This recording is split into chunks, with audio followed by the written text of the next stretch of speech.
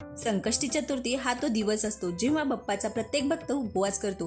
पण या उपवासाची सांगता एका खास गोष्टीशिवाय कधीच पूर्ण होत नाही आणि ती गोष्ट म्हणजे चंद्रोदय. रात्री आकाशात चंद्र पाहिल्यानंतरच आणि त्याला नमस्कार केल्यानंतरच संकष्टीचा उपवास सोडला जातो. पण कधी विचार केलाय का, गणपती बाप्पाच्या पूजेमध्ये चंद्राला इतकं महत्व का? ज्या चंद्राला आपण सर्वजण त्याच्या शीतलतेसाठी, त्याच्या सौंदर्यासाठी ओळखतो, त्याच चंद्राला एकेकाळी आपल्या बाप्पाच्या भयंकर क्रोधाचा, एका भयानक शापाचा सामना करावा लागला होता. होय, बाप्पाने चंद्राला असा शाप दिला होता की ज्यामुळे चंद्राचे अस्तित्वच नष्ट होण्याची वेळ आली होती. पण असं काय घडलं होतं? चंद्राने अशी कोणती मोठी चूक केली होती ज्यामुळे विघ्नहर्त्याला इतका राग आला होता? आज आपण गणेश पुराणातील तीच न ऐकलेली अद्भुत कथा उलगडणार आहोत, जिथे चंद्राचा अहंकार आणि बाप्पाचा क्रोध समोरासमोर आलेला होता. ही कथा आहे त्या काळची जेव्हा सर्व देवतांमध्ये गणपती बाप्पा हे सर्वात लाडके दैवत होते.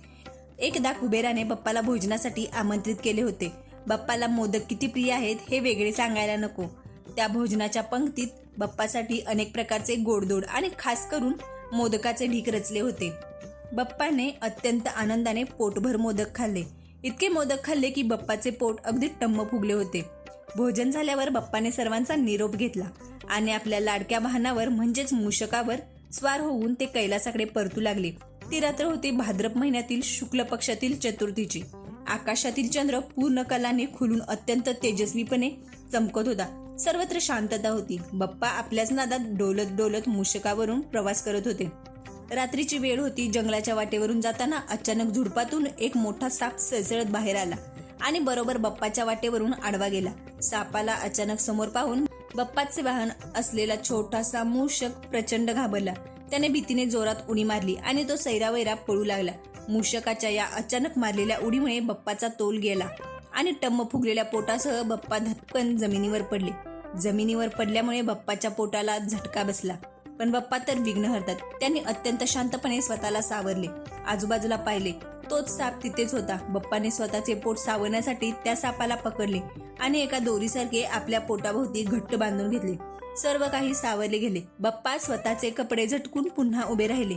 बाप्पाला वाटले की रात्रीची वेळ आहे, हे कोणी पाहिले नसेल. पण आकाशात उभा असलेला चंद्रदेव हे सर्व दृश्य पाहत होता. चंद्रदेवाला स्वतःच्या सौंदर्याचा आणि स्वतःच्या तेजस्वी रूपाचा प्रचंड गर्व होता.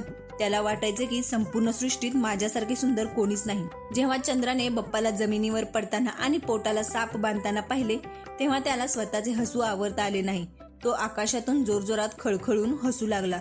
तो केवळ हसतच नव्हता, तर त्याने बाप्पाच्या रूपाची खिल्ली उडवायला सुरुवात केली.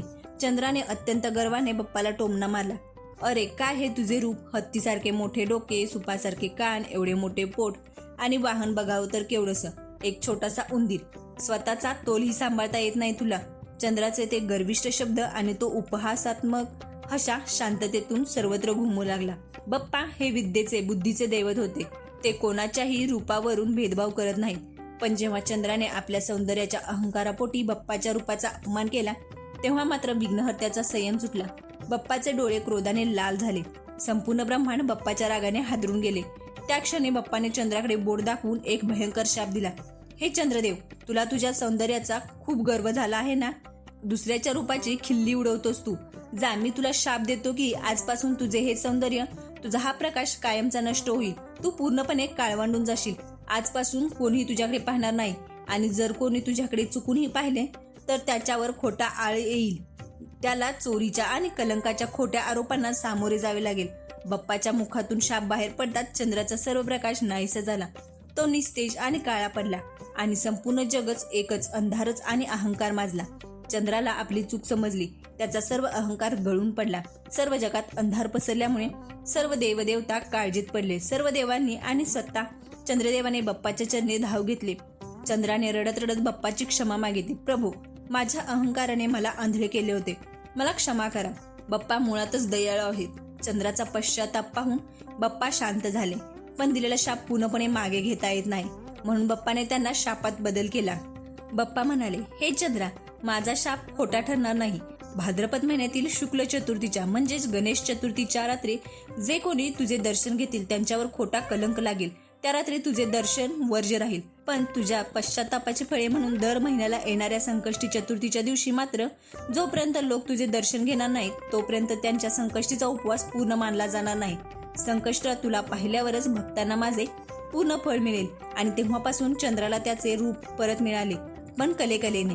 आणि म्हणूनच मित्रांनो, आपण संकष्टी चतुर्थीच्या रात्री चंद्रोदयाची आतुरतेने वाट पाहतो.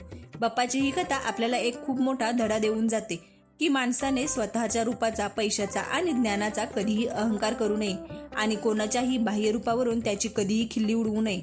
जर तुम्हाला बाप्पाची ही न ऐकलेली कथा आणि त्यामागचा हा अद्भुत अर्थ आवडला असेल तर व्हिडिओला लाईक नक्की करा आणि तुमच्या जवळच्या सर्व गणेश भक्तांना हा व्हिडिओ शेअर नक्की करा.